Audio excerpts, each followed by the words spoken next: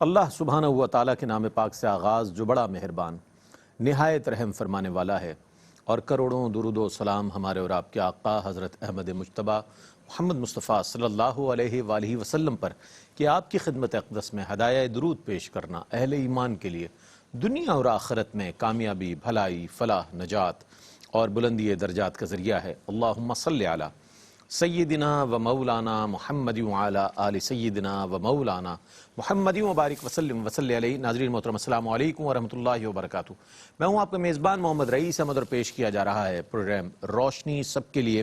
آج ہم قانون سزا و جزا کے حوالے سے ایک بار پھر آپ کی خدمت میں حاضر ہیں۔ کل بھی اس پر بات ہوئی، اور کل بھی قانون کی اہمیت اور اس کے تقاضے اور اس کے مقاصد کے حوالے سے بات ہوئی، کس طرح اس نظام کو امپلیمنٹ کیا جا سکتا ہے، پھر اس کے کیا ثمرات حاصل ہو سکتے ہیں، اور اگر یہ قانون رہے اور اس کا امپلیمنٹیشن نہ ہو یعنی نفاذ نہ ہو تو کیا کیا خرابیاں ممکن ہیں، اس کے حوالے سے آج کل بات ہوئی۔ آج ہم مزید اس کی جہتوں پر بات کریں گے کہ آیا کہ قانون جو ہے بنیادی طور پر ایک اسلامی قانون کے حوالے سے اگر بات کی جائے تو کیا جتنی سزا ہے، جتنا جرم ہے اتنی ہی سزا ہو، یا پھر یہ کہ اس کے حوالے سے لوگوں کے ذہنوں میں جو انتشار پایا جاتا ہے کہ جناب اسلامی سزائیں جو ہے، قوانین جسے حدود اللہ کہا جاتا ہے، حدود اللہ جو ہیں بہت سخت ہیں، جس میں قطع ید کی سزا ہے، جس میں سر قلم کر دینے کی سزا ہے، جس میں یعنی کہ بہت زیادہ ایسی سزائیں کہ جو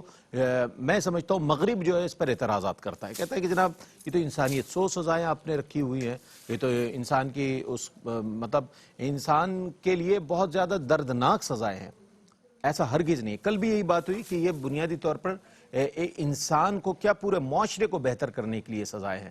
آج انشاءاللہ جن جہتوں پر بات کریں گے آپ پر مزید یہ بات واضح ہوگی کہ اسلامی قوانین جو ہے واقعتاً وہ نہ صرف انسان کو پروٹیکٹ کرتے ہیں، پروٹیکشن دیتے ہیں، بلکہ پورے معاشرے کا تحفظ کرتے ہیں اور ایک نظم پیدا کرتے ہیں، ایک ڈسپلن پیدا کرتے ہیں۔ یہ وہ قوانین اسلامی قوانین ہیں۔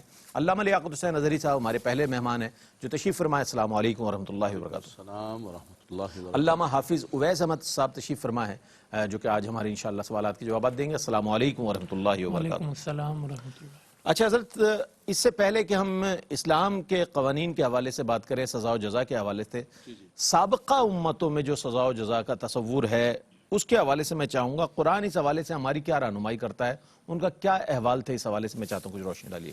الحمدللہ الذی کفا والسلام علی عبادہ الذین اصطفیٰ۔ اعوذ باللہ من الشیطان الرجیم، بسم اللہ الرحمن الرحیم۔ ولو ان اہل القری واتقوا لفتحنا علیہم ابوابا من السماء۔ صدق اللہ مولانا العظیم۔ دیکھیں قرآن مجید فرقان حمید کے اندر رب تبارک و تعالیٰ نے اپنے نیک بندوں کا بھی ذکر کیا، اپنے جو انعام یافتہ بندے ہیں ان کا بھی ذکر کیا، اور جن بندوں پر اللہ تبارک و تعالیٰ کا غضب اور عذاب ہوا، اور جن قوموں کو اللہ تبارک و تعالیٰ نے نعمتیں عطا فرمائیں، رب تبارک و تعالیٰ نے زمین و آسمان کی انہیں برکات عطا فرمائیں، لیکن اس کے نتیجے میں اللہ تبارک و تعالیٰ نے ان پر من و سلوہ نازل کیا، مائدہ دسترخوان اترے، لیکن اس کے نتیجے میں اللہ تبارک و تعالیٰ اور اس کے بھیجے ہوئے رسولوں کی تابعداری فرمانبرداری کرنے کے بجائے انبیاء کرام کو جھٹلایا، انبیاء کرام کی تکذیب کی، اور بعض ظالموں تو نعوذ باللہ من ذالک انبیاء کرام کو قتل کر دیا۔ تو رب تبارک و تعالیٰ نے پھر ان کے لیے زمین و آسمان کے سارے عذابات کو کھول دیا۔ وہ زمین و آسمان جو ان کے لیے برکات اور رحمتوں کے نزول کا سبب تھی، اسی آسمان سے جو ہے اور اسی زمین سے اللہ تبارک و تعالیٰ کے عذابات نمودار ہوئے، زمین کے اندر غرق ہوئے، آسمان سے ان پر جو ہے پتھروں کی بارش ہوئی۔ بالکل ایسے۔ اس کے حوالے سے میں آپ سے اجازت لیتے ہوئے سورہ اعراف کے اندر اگر آپ اجازت دیں تو بسم اللہ الرحمن الرحیم۔ سورہ اعراف میں رب کائنات نے تفصیل کے ساتھ بہت ساری جگہوں پر ذکر کیا، لیکن سورہ اعراف کے اندر ایک تو نوح علیہ السلام کی قوم کا ذکر کیا، اور نوح علیہ السلام کی قوم کا ذکر آگے بھی ہے۔ نوح علیہ السلام بھی اپنی قوم کو بلاتے رہے، دعوت دیتے رہے، رات دن بلاتے رہے، لیکن وہ اپنے کانوں کے اندر روئی ٹھونس لیتے تھے اور بھاگتے تھے۔ فرمایا جتنا بلاتا تھا اتنا زیادہ بھاگتے تھے۔ اور پھر آخر کے اندر رب تبارک و تعالیٰ فرماتا ہے فَكَذَّبُوهُ فَأَنْجَيْنَاهُ وَالَّذِينَ مَعَهُ فِي الْفُلْكِ وَأَغْرَقْنَا الَّذِينَ كَذَّبُوا بِآيَاتِنَا۔ پھر وہی ہوا کہ رب تبارک و تعالیٰ نے ان پر جو ہے وہ طوفان نوح جسے کہا جاتا ہے، زمین سے بھی پانی نکل رہا ہے، آسمان بھی پانی برسا رہا ہے، تنور جو ہے اس میں سے پانی نکلا، اور پھر اس کے بعد جو کشتی نوح پر سوار ہوا وہ نجات پا گیا۔ 900 سال بتایا جاتا ہے کہ آپ نے تبلیغ فرمائی، 900 سال، ٹوٹل 50 افراد نے 50 افراد، بعض کا 80 افراد 80 کہا افراد، جی جاتا ہے کہ ان لوگوں نے جو ہے وہ ایمان قبول کیا، اور خود آپ کا بیٹا جو ہے وہ اس کشتی پر سوار نہیں ہوا، اور اللہ تبارک و تعالیٰ نے اس کو بھی غرق کر دیا۔ اس کے بعد قوم عاد کا ذکر ہے، اس کے بعد قوم ثمود کا ذکر ہے۔ قوم عاد، قوم ثمود، یہ بڑی مضبوط قومیں تھیں رئیس بھائی۔ وَثَمُودَ الَّذِينَ جَابُوا الصَّخْرَ بِالْوَادِ، یہ ثمود کی قوم جو ہے یہ بڑے بڑے پتھروں کو، پہاڑوں کو توڑ توڑ کر گھر بناتے تھے، بڑے طاقتور لوگ تھے اور بڑے قد ان کے دراز تھے، لیکن جب اللہ تبارک و تعالیٰ کا عذاب آیا تو ان کی قوتیں، طاقتیں کچھ بھی ان کو بچا نہیں سکی، ان کا طاقتور ہونا کچھ نہیں بچا سکا۔ تو قوم عاد کو دیکھیں، قوم ثمود کو دیکھیں، اور ساری کی ساری قوموں کو رب تبارک و تعالیٰ نے تباہ و برباد کر دیا۔ قوم ثمود کے بارے میں خاص طور پہ فرمایا فَأَخَذَتْهُمُ الرَّجْفَةُ فَأَصْبَحُوا فِي دِيَارِهِمْ جَاثِمِينَ، اللہ تبارک و تعالیٰ نے ان کے لیے آسمان سے ایک سخت قسم کی چنگاڑ بھیجی، اور وہ سارے کے سارے جو ہے اپنے گھروں سمیت تباہ و برباد ہو گئے۔ اس کے بعد آپ دیکھیے قوم لوط کو، انہوں نے، قوم لوط نے جو ہے، جو قوم لوط کا عمل ہے اس کو کیا، رب تبارک و تعالیٰ نے ان کے لیے أَتَأْتُونَ الْفَاحِشَةَ مَا سَبَقَكُمْ بِهَا مِنْ أَحَدٍ مِنَ الْعَالَمِينَ إِنَّكُمْ لَتَأْتُونَ الرِّجَالَ شَهْوَةً مِنْ دُونِ النِّسَاءِ، انہوں نے اس عمل کو اختیار کیا تو رب تبارک و تعالیٰ نے ان کو کتنا سخت عذاب دیا۔ رب کائنات فرماتا ہے وَأَمْطَرْنَا عَلَيْهِمْ مَطَرًا وَأَمْطَرْنَا عَلَيْهِمْ حِجَارَةً مِنَ السَّمَاءِ، اللہ تبارک و تعالیٰ نے ان کے لیے آسمان سے پتھروں کی بارش فرمائی۔ ان کا یہی حل تھا کہ ان کو پتھروں کے ساتھ مار مار کر جو ہے وہ ختم کیا جائے، ان کا عمل اتنا گندا اور اتنا گھنونا عمل تھا ان کا۔ اس کے بعد آپ قوم شعیب کو دیکھیں، شعیب علیہ السلام کی قوم کو اللہ تبارک و تعالیٰ نے بڑی نعمتیں عطا فرمائی، لیکن وہ ناپ تول کے اندر جو ہے نا وہ کمی کرتے تھے، اور ان کے اندر بڑی خرابی تھی۔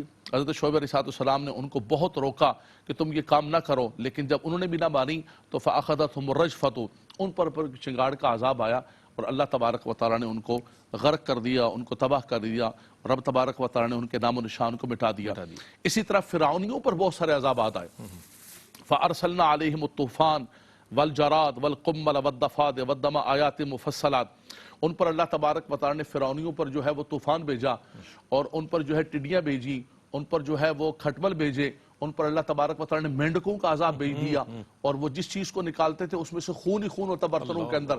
آیات مفصلات، یہ سارے کے سارے ان پر عذابات آتے رہے، اللہ تبارک و تعالیٰ ان کو متربی بھی کرتا رہا، لیکن اتنے ظالم لوگ تھے کہ وہ رب تبارک و تعالیٰ کی طرف نہیں آئے، اور پھر فرعون اور فرعونی سارے کے سارے جو ہے وہ غرق ہو گئے۔ تو جتنی بھی گزشتہ اقوام کو دیکھیں آپ، ان قوموں پر اللہ تبارک و تعالیٰ کی نعمتیں آئیں، لیکن انہوں نے اس کے بدلے میں اللہ تبارک و تعالیٰ اور اس کے رسول کی تابعداری، فرمانبرداری نہیں کی، یہاں تک کہ ان کی شکلیں بگڑ گئیں، اور قارون کو اس کے محلات کے ساتھ زمین کے اندر دسا دیا گیا، اس کے وہ خزانے، وہ محلات، وہ سارے کے سارے جو ہے زمین کے اندر دس کے۔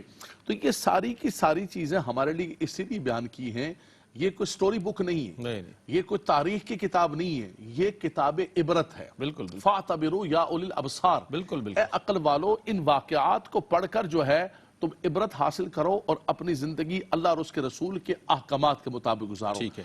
اور اگر انسان ایسا نہیں کرے گا تو رب تبارک و تعالیٰ کے عذابات، دیکھیں کبھی کبھی ہمیں متنبع کرنے کے لیے اگرچہ وہ اجتماعی عذابات امت مصطفیٰ صلی اللہ علیہ وسلم پر نہیں ہیں، لیکن متنبع کرنے کے لیے کبھی زلزلے آتے ہیں، کبھی طوفان آتے ہیں، کبھی کیا آتا ہے کہ ہم جو ہے کبھی قتل و غارت گری شروع ہو جاتی ہے، کہ ہم اللہ تبارک و تعالیٰ کی طرف رجوع کریں۔ یہی سزا و جزا کا ہے، رب تبارک و تعالیٰ نے رکھا ہے کہ اللہ تبارک و تعالیٰ کے ان عذابات کو دیکھ کر، ان چیزوں کو دیکھ کر انسان اللہ تبارک و تعالیٰ کی طرف بہت اچھے انداز میں آپ نے حضور قرآن جو سابقہ امتوں کا احوال ہے وہ بیان فرمایا، ان کی نافرمانی پر جو اجتماعی عذاب اللہ کی طرف سے آیا اور ان قوموں کا نام و نشان مٹ گیا، ان کے حوالے سے، اور یہ سب عبرت کے لیے بنیادی طور پر ہمارے پاس بھی اوامر و نواہی قرآن کریم کی صورت میں اور اس کی آیات بینات کی صورت میں موجود ہیں، لیکن ہمیں پڑھنا یہ چاہیے کہ آیا ہمارے لیے وہ تمام قومیں، ان کی تباہ و بربادیاں، ان پر آنے والے عذاب کتنے بھیانک ہیں، کتنے خطرناک ہیں کہ جن سے ان کا نام و نشان مٹ گیا۔ ہمیں چاہیے کہ ہم قرآن کریم کی طرف توجہ دیں اور اوامر و نواہی کو سامنے رکھیں، کیا کرنا ہے۔ اگر اس میں جرم ہے، کوئی سزا کا معاملہ ہے تو اس سے پیچھے رہیں، اور کوئی جائز کام جس کے لیے حکم ہے اس کو ضرور کریں۔ ایک مختصر سا وقفہ ہے، اس کے بعد انشاءاللہ ایک بہت ہی اہم سوال میرے پاس موجود ہے جو میں انشاءاللہ حافظ اویس احمد صاحب کی خدمت میں پیش کروں گا، ہمارے ساتھ رہیے گا۔ ناظرین آپ کا خیر مقدم ہے۔ آج جس موضوع پر ہم بات کر رہے ہیں اس کے حوالے سے یقیناً انسانی ذہن میں بہت سے سوالات ابھرتے ہیں۔ ان میں سے ایک سوال یہ بھی ہے کہ جس جرم کی سزا دنیا میں کسی قاضی نے دے دی تو کیا اس جرم کی سزا کے طور پر اور اس جرم کو ثابت کرتے ہوئے قیامت میں بھی اس بندے کو دوبارہ دی جائے گی؟ ایک یہ سوال ہے۔ تو کیا اس حوالے سے قرآن کیا کہتا ہے اور ہماری کس طرح رہنمائی کرتا ہے قرآن؟ میں چاہتا ہوں کچھ ارشاد فرمائیے۔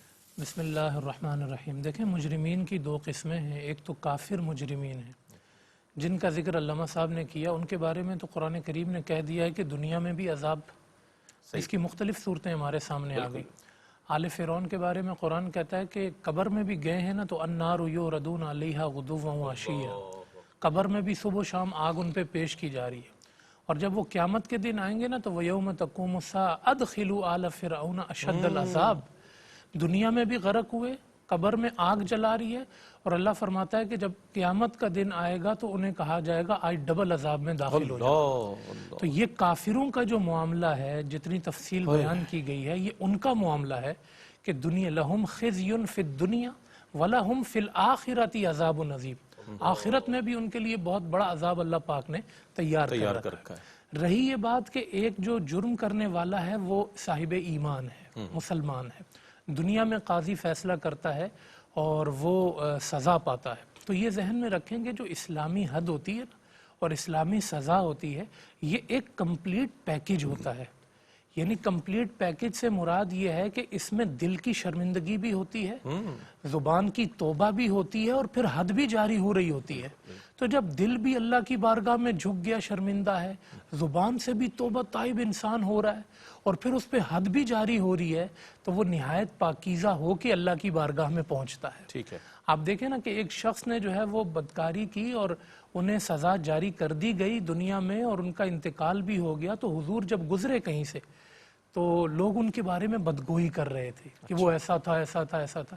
حضور علیہ السلام نے پلٹ کے کہا کہ خبردار اس کے بارے میں اگر تم نے کچھ کہا، اس نے ایسی توبہ کی تھی، دیکھیں سزا الگ ہو گئی، توبہ بھی کی تھی ساتھ، اور کیسی توبہ کی تھی؟ حضور نے کہا اگر ساری دنیا والوں کی توبہ ایک طرف رکھی جائے تو اس کی توبہ بھاری نکلے گی، اور فرمایا جس کے بارے میں تم بات کر رہے ہو نا، یہ میں اپنی آنکھوں سے دیکھ رہا ہوں، قربان مصطفیٰ کی نگاہوں کے، کہا میں دنیا سے ہو کے دیکھ رہا ہوں کہ وہ شخص جنت کی نہر میں ڈبکیاں لگا رہا ہے۔ تو دیکھیں دنیا کی سزا ہوئی اور ساتھ توبہ، یہ بڑی چیز ہے، یہ کمپلیٹ پیکج ہے۔ ایک خاتون جو حضور کی بارگاہ میں آ گئی تھی، مجھ سے گناہ ہو گیا، کیوں آئی وہ حضور کی بارگاہ میں؟ اگر نہ آتی تو توبہ کر کے ہو جاتا کام، لیکن دل اتنا پشیمان تھا، اتنا پشیمان، یہ جو دل کی توبہ ساتھ ساتھ چلتی تھی، یہ اسلامی حد کا، ایک اسلامی معاشرے کا ایک یہ انفرادیت اور خصوصیت ہے کہ یہ لوگوں کو دل سے بھی پشیمان کرتا ہے اگر وہ گناہ کرتے ہیں، پھر اس پہ حد بھی جاری ہوتی ہے۔ تو حضور نے رخ پھیر لیا، حضور کبھی ادھر رخ کر رہے ہیں، کبھی ادھر رخ کر رہے ہیں کہ یہ چلے جائے، کیونکہ عدالت میں کیس آ گیا تو پھر فیصلہ تو سننا پڑے گا۔ تو پھر حضور علیہ السلام نے اس کو ٹالا کہ بھئی جب وضع حمل ہو جائے پھر آنا، بچہ 2 سال کا ہو جائے پھر آنا۔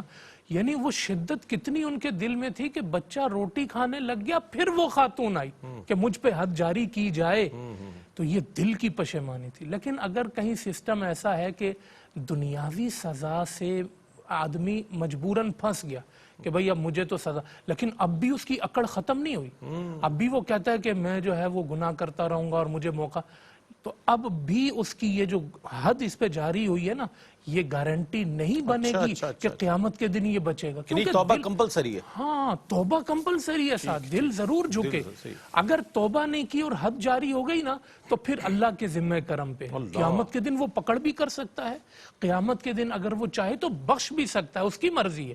لیکن دنیا میں جب آپ کو سزا جاری ہوگی تو اس کے ساتھ ضروری ہے، کیونکہ اللہ پاک بندے کا دل دیکھتا ہے۔ اگر آپ نے دل ہی اکڑایا ہوا ہے، آپ نے دل ہی سخت کیا ہوا ہے، تو پھر تو مطلب وہ دنیا میں بھی، اور آپ دیکھیں نا علامہ صاحب نے ذکر کیا قوم سمود کا، قوم عاد کا، فَأَمَّا سَمُودُ فَأُهْلِكُوا بِالطَّاغِيَةِ وَأَمَّا عَادٌ فَأُهْلِكُوا بِرِيحٍ صَرْصَرٍ عَاتِيَةٍ سَخَّرَهَا عَلَيْهِمْ 7 لَيَالٍ و8 أَيَّامٍ حُسُومًا فَتَرَى الْقَوْمَ فِيهَا صَرْعًا كَأَنَّهُمْ أَعْجَازُ نَخْلٍ خَاوِيَةٍ، اتنے طاقتور تھے کہ ہاتھ سے توڑ کے پتھر جو ہے نا وہ گھر بنا دیتے تھے، اور آج تک باقی ہیں ان کے گھر، آج تک ان کے محل بنے ہوئے ہیں، ہاتھ سے بنائے۔ مشینری آج کی مشینری بھی وہ نہیں بنا سکتی ہے، اور قرآن کہتا ہے ایسے پڑے ہوئے تھے جیسے کھجور کے شہتیر نہیں ہوتے۔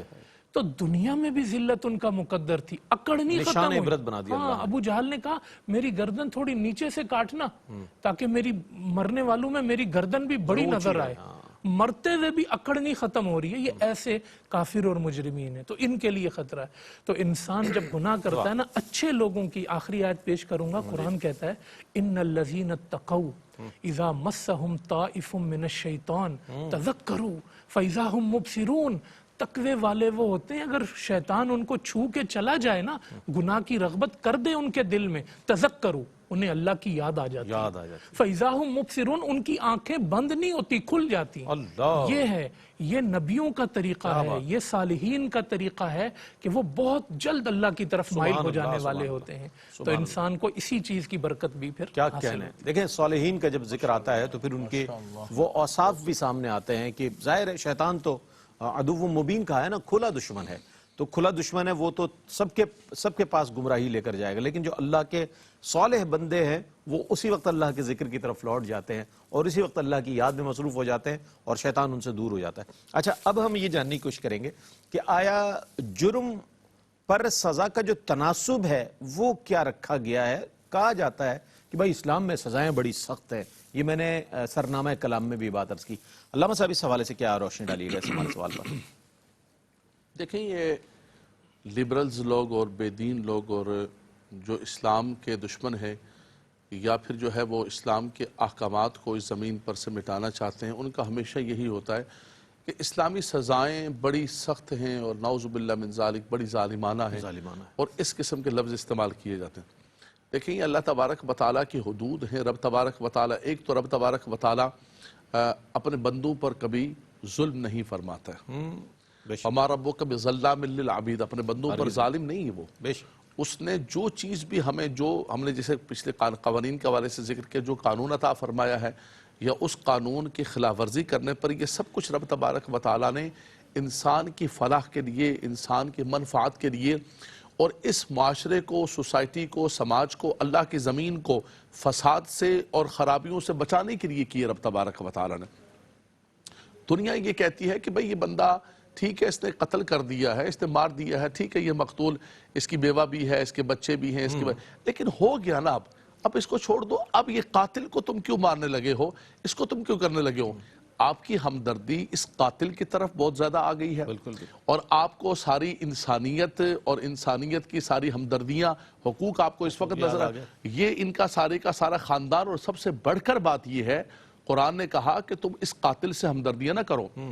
اگر اس قاتل سے اور اس قسم کے قاتلوں کو تم بچاتے رہو گے اور حقوق انسانیت کے لبادے کے اندر ان کو پروان دیتے رہو گے تو سارا معاشرہ تباہ و برباد ہو جائے گا۔ کسی کی بچی محفوظ نہیں ہوگی، کسی کا بچہ محفوظ نہیں ہوگا، کسی کی ماں بہن محفوظ نہیں ہوگی۔ فرمایا اس پوری سوسائٹی کو اور معاشرے کو اگر تم بچانا چاہتے ہو تو وَلَكُمْ فِي الْقِصَاصِ حَيَاةٌ يَا أُولِي الْأَلْبَابِ، فرمایا کہ اے عقل والو، صرف اس کی حیا نہیں، فرمایا کہ اس کو تم قربان کر کے سارے معاشرے کو بچا لو۔ قصاص میں حیات ہے، بالکل، قصاص کے اندر رب تبارک و تعالیٰ نے حیات رکھی ہے۔ دیکھیں، اس کے اندر بھی آپشنز رکھے ہوئے ہیں کہ قتل ہو جاتا ہے اگر ان کے خاندان والے معاف کر دیتے ہیں، اگر دیت پر بات ہو جاتی ہے، لیکن نہیں ہوتا ہے تو پھر آپ کو قصاص کرنا پڑے گا، اور اس قصاص کے بدلے میں آپ یہ نہ کہیں کہ یہ جا رہا ہے۔ اچھا بھائی، پریشر نہیں ہوگا جیسا کہ قصاص کے حوالے سے پریشرائز کیا جائے ان لواحقین کو کہ جن کا شخص چلا گیا؟ میں چاہوں گا اس حوالے سے مزید تفصیل معلوم کروں، ایک مختصر سا وقفہ ہے، وقفے کے بعد لوٹیں گے، مجھے امید ہے آپ کا اور ہمارا ساتھ رہے گا۔ جی، آپ کا خیر مقدم ہے، اور علامہ لیاقت حسین اظہری صاحب جو ہے، میں چاہتا تھا کہ جواب مکمل ہو جائے لیکن چونکہ وقفہ حائل تھا۔ بسم اللہ۔ دیکھیں، بنیادی طور پر تو اگر مقتول کے ورثاء خود بخود جو ہے وہ دیت کے لیے راضی ہو جاتے ہیں تو بالکل ٹھیک ہے، لیکن ان کو پریشر دینا کسی بھی اعتبار سے یہ جائز نہیں ہے۔ اگر وہ نہیں دیت کی طرف جانا چاہتے، اور وہ قصاص لینا چاہتے ہیں تو خون کا بدلہ پھر جو ہے وہ خون قرآن مجید فرقان حمید نے کہا. لیکن بنیادی طور پر دیکھیں ایک پروپیگنڈا کیا جاتا ہے دنیا کے اندر جتنے یہ لادین اور لبرلز لوگ ہیں کہ بھائی یہ جو اگر چور کو سزا دی جائے گی والسارق والسارقۃ فاقطعوا ایدیہما جزاء بما کسبا نکالا من اللہ، کہ چور اور چوری جو ہے ان کے ہاتھوں کو کاٹا جائے گا، یہ جزا ہے اور اس کی وہ جو انہوں نے جرم کیا ہے. تو اگر تم یہ ہاتھ کاٹنے شروع کرو گے تو یہ تو معاشرہ سارا ٹنڈا نظر آئے گا. بالکل. تو بھائی معاشرہ سارا ایک تو سب سے بڑی بات ہے کہ چور نہیں ہے. ہاں کسی کی جرت نہیں ہوگی ایسا. تو تاریخ بتا دو، تاریخ بتا دو. سب سے سنہری دور سیدنا عمر فاروق رضی اللہ تعالیٰ کو مبارک دور، جنہوں نے اس اللہ کی زمین پر عدل کا نظام قائم اللہ کا کیا، قانون نافذ فرمایا. اللہ کا قانون. آپ یہ بتائیے کہ کتنے ٹنڈے لوگ گھوم رہے تھے اس کے اندر، بلکہ بحمداللہ تبارک و تعالی لوگوں کی عزتیں محفوظ ہوئیں. اور آقا دو جہاں صلی اللہ علیہ وسلم نے فرمایا تھا کہ ایک وقت آئے گا کہ وہ مقام ہیرا سے ایک خاتون چلے گی زیور پہن کر، اور وہ کہاں تک جائے گی؟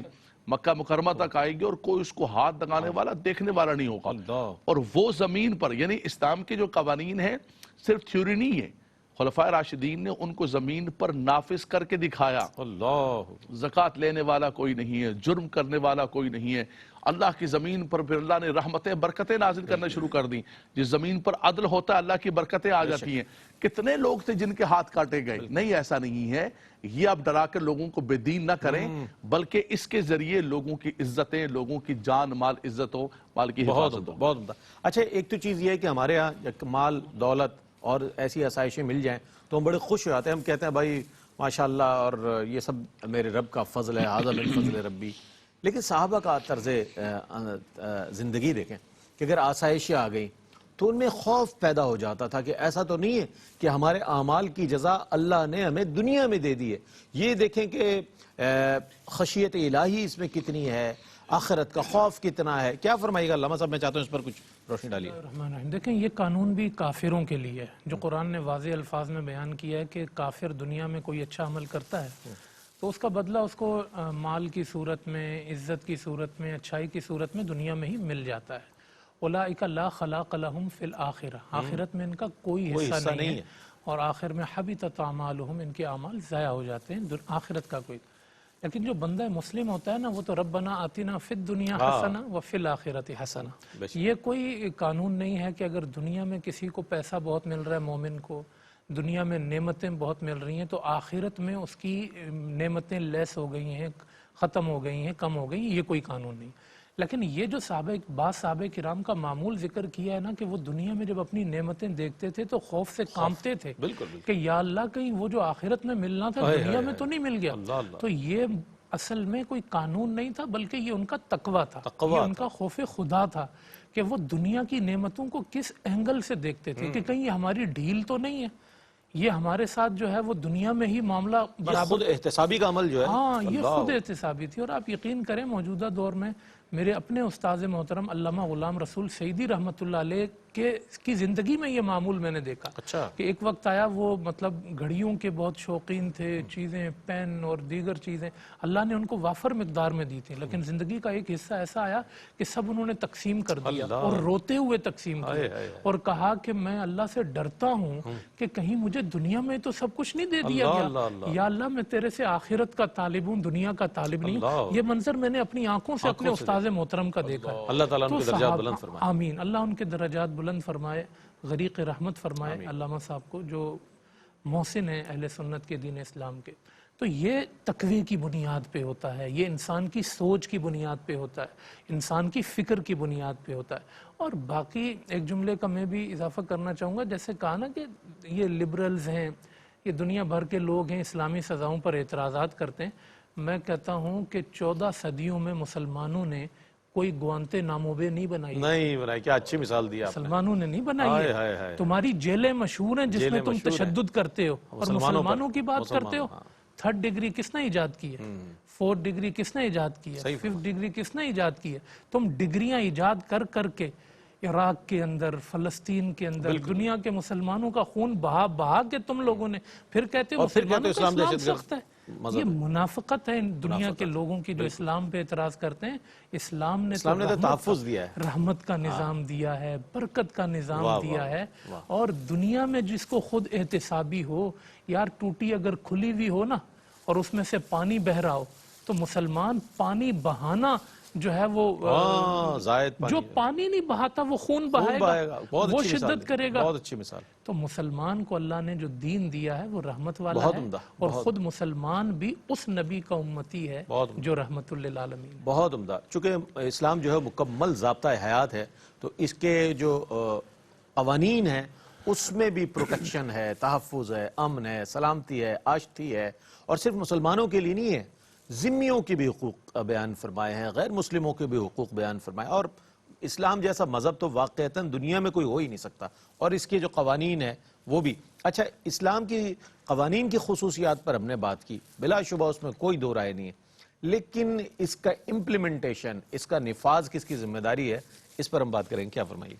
دیکھیں جی، اس کا دو لفظی جواب تو یہی ہے کہ یہ تو ریاست کی ذمہ داری ہے، اسلامی حکومت کی ذمہ داری ہے، اور ایک عام شخص جو ہے مر رأى منکم منکرا فلیغیر بیدہ فإن لم یستطع فبلسانہ فإن لم یستطع فبقلبہ، آپ زبان کے ذریعے تبلیغ کر سکتے ہیں، آپ جو ہے کسی برائی کو دیکھ کر اور زبان سے منع کر سکتے ہیں اپنے حدود و قیود میں رہتے ہوئے، اور آپ جو ہے دل میں برا جان سکتے ہیں، لیکن ہاتھ سے روکنے کا جو کام ہے وہ ریاست کا کام ہے، وہ قاضی وقت کا کام ہے۔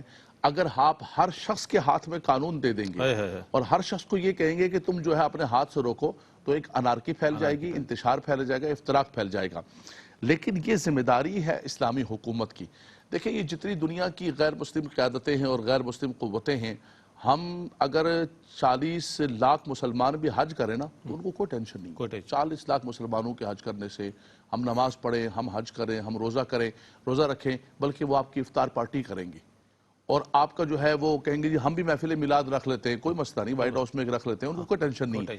لیکن ٹینشن ہوگی اس دن جس دن آپ کہیں گے کہ ہم اپنے جو احکامات قرآن اس کے کو نافذ کرنا جو نافذ کرنے کی بات کرے گا یا نافذ کرنے کے لیے نکلے گا، بس تو سب سے پہلے وہ ٹارگیٹ کے اندر ہوگا اور کہے گا کہ یہ بندہ ہمیں قابل قبول نہیں۔ ہاں، تم نماز پڑھو، روزہ رکھو، حج کرو، اللہ اللہ کرو، تسبیح پڑھو، ہم بالکل تمہاری اسلامی قانون نہیں چاہیے، تمہاری تسبیح سے، تمہاری نمازوں سے ہمیں کوئی ٹینشن بھی نہیں ہے، پریشان نہیں ہم کہ نمازی کیوں اتنے زیادہ ہوں گے۔ کتنا ریئلسٹک جواب دیا آپ پہلے نے۔ 20 لاکھ جو ہے وہ حاجی ہوتے تھے، اب 40 لاکھ کیوں حج کرنے آگے؟ نو، خاموشی سے آؤ، آ کے حج کر کے چلے جاؤ، ہم راضی ہیں، خوش ہیں۔ لیکن جو اصل چیز ہے، اس کا مطلب ہے کہ یہ اللہ تبارک و تعالیٰ کی رحمت ہے کہ احکامات اللہ کی زمین پر نافذ کیے جائیں، یہ ہماری ریاست کا کام ہے، اور جہاں پر حقیقت کے اندر نافذ ہوئے، جیسے ذکر کیا گیا کہ یہ بحمداللہ تبارک و تعالیٰ اسلام کی سنہری تاریخ اٹھا کر دے گا۔ آج خود یہ بھی کہتے ہیں کہ جب تک عمر لاز کو شامل نہیں کیا جائے گا ہماری ویلفیئر سٹیٹ کمپلیٹ نہیں ہوگی۔ اس کا مطلب ہے کہ ان عمر لاز نے اس اللہ کی زمین پر ایسا عدل قائم کیا، نفاذ ہوا اس کا، کہ رب تبارک و تعالیٰ نے رحمت برکت نازل، خزانے بر گئے، مال غنیمت کے انبار لگ گئے، کوئی لینے والا نہیں ہے۔ یہ ان خلفائے راشدین نے کر کے دکھایا۔ آج بھی اگر کوئی کرے، حقیقتاً ریاست مدینہ کا لے کر آئیں، پھر دیکھیں کہ اللہ تبارک و تعالی ہم پر کیسے ہم کسی کے مقروض نہیں ہوں گے، کاسا لے کر کسی کے آگے نہیں جا رہے ہوں گے، بلکہ دنیا کو بانٹ رہے ہوں گے جیسے حضور کے غلاموں نے دنیا کو بانٹا۔ کیا بات ہے، ہم کاسا بدست نہیں ہوں گے، بلکہ ہم وہ ہوں گے کہ جن پر لوگ رشک کر رہے ہوں گے۔ بہت اچھی بات کی۔ اچھا، میں علامہ صاحب سے بھی پوچھنا چاہوں گا، ہم باتیں بڑی کرتے ہیں کہ اسلامی قوانین اور اس کا نفاذ، اور مثالیں دیتے ہیں گزشتہ عہد کی، کیا وجہ ہے کہ آج مسلم ممالک یعنی کہ 56 یا 57 کنٹریز ہونے کے باوجود بھی اسلام کا مکمل طور پر نفاذ اور اسلامی قوانین کا نفاذ نہ نظر آنے کی وجوہات کیا ہیں حضرت؟ سب سے بنیادی وجہ تو عیاشی ہے، کیونکہ جب آپ اسلامی سزائیں نافذ کریں گے تو آپ کی اپنی عیاشی ختم ہوگی، عیاشی کے راستے بند ہو جائیں گے، آپ کی شراب بند ہو جائے گی، پرتعیش زندگی، آپ کا زنا بند ہو جائے گا، آپ کی چوری چکاری کرپشن بند ہو جائے گی۔ سب سے زیادہ اپنا مفاد، جب حضور تشریف لائے تھے تو مکہ والوں کو کیا پرابلم تھی؟ ان کو پرابلم یہی تھی کہ بت پرستی سے وہ کما رہے تھے، بت بنا بنا کے بیچ رہے تھے، کہا یہ بت ہی بند ہو جائیں گے تو ہماری روٹی بند ہو جائے گی۔ یہ تو روزگار کا سب سے بنیادی چیز یہی ہوتی ہے کہ عیاشی جو ہے نا وہ انسان کی ختم ہوتی ہے، اور قرآن کریم نے سزاؤں کے بارے میں کہا کہ نکالم من اللہ، اللہ عبرت بنا دیتا ہے۔ چند لوگ جب معاشرے میں جائے عبرت بنیں گے، مقام عبرت بنیں گے، تبھی تو باقی لوگ رکیں گے نا بھائی۔ یہ موٹیویشن ہے، یہ لوگوں کو سمجھایا جاتا ہے کہ دیکھو یہ کتنا شنی جرم ہے، آپ نے چوری کی ہاتھ کٹ گیا نا، آپ دیکھیں ایک ہاتھ کٹا ہے لیکن 1,00,000 لوگوں کا مال بھی محفوظ ہو گیا محفوظ ہو ہے گیا نا. جناب. آپ نے ایک ہاتھ بچا کے اس کو جیل میں ڈالا, دال روٹی کھلا کے واپس نکالا, اس نے پھر بڑی چوری کی.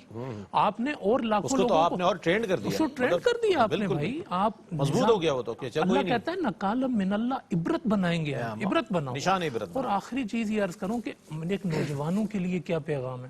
میں کہتا ہوں چلو حکومتی سطح پہ یا دنیا میں کہیں اسلام کی سزائیں نافذ نہیں ہیں, لیکن یار کم از کم ایک نوجوان قرآن اٹھا کے پڑھ تو سکتا ہے نا کہ شراب پہ کیا ہے, زنا پہ کیا ہے, فلاں چیز پہ کیا ہے, فلاں. اس سے آپ یہ تو سمجھ سکتے ہیں کہ شراب کتنی بری ہے. کتنی بری چیز, نافذ نہیں ہے لیکن اس سے رکو تو صحیح. تبھی رکو گے جب سزا ہوگی. اور یار آیت پڑھ کے رک جاؤ نا, قرآن تو اتر چکا ہے, نازل ہو چکا ہے. بہت شکریہ ادا کروں گا علامہ صاحب, آپ تشریف لائے. علامہ صاحب آپ کی تشریف آوری کا بہت شکریہ. ہم اس انتظار میں نہ رہے کہ ریاست جب نافذ کرے گی اسلامی شریعت کو تو ہم اس کو فالو کریں گے, ایسا ہرگز نہیں. ہر شخص اپنا اور اپنی رعیت کا جواب دہ ہے. حضور علیہ السلام کی حدیث مبارکہ سے بالکل یہ بات ثابت ہوتی ہے. تو جو قرآن کے احکام ہیں وہ میرے لیے بھی اور آپ کے لیے, ہر فرد کے لیے, فرد عمل کرے گا تو معاشرہ بہتر ہوگا, معاشرہ بہتر ہوگا تو ایک آئیڈیل اسلامک سوسائٹی کا تصور ہمارے سامنے آئے گا. اللہ سے دعا ہے کہ جو کچھ کہا گیا ہے اس پر ہمیں عمل کرنے کی توفیق عطا فرمائے. میں اس حوالے سے بات کرتا چلوں, آپ سے دعائے مغفرت کی درخواست کرتا چلوں. ہمارے انتہائی محترم دوست, ایک ایسے دوست جو بڑے علم دوست انسان تھے, بڑے مہربان اور مشفق شخصیت تھے, اور additional director state bank inspection department جناب محمود شفقت مفتی صاحب کل رات 9 بجے انتقال کر گئے. آج ان کی اس وقت نماز جنازہ ہو رہی ہوگی یا ہو چکی ہوگی. مرحوم کے درجات کی بلندی کے لیے بہت دعا کیجیے گا. بہت دینی انسان تھے, عاشق رسول تھے, اور حضور کی محفلوں میں بہت شوق و ذوق کے ساتھ شرکت کیا کرتے تھے. اللہ تعالیٰ ان کے عشق رسول صلی اللہ علیہ وآلہ وسلم کی طفیل ان کی بخشش و مغفرت فرمائے. اسی درخواست کے ساتھ اپنے میزبان محمد رئیس احمد کو اجازت دیجیے. اللہ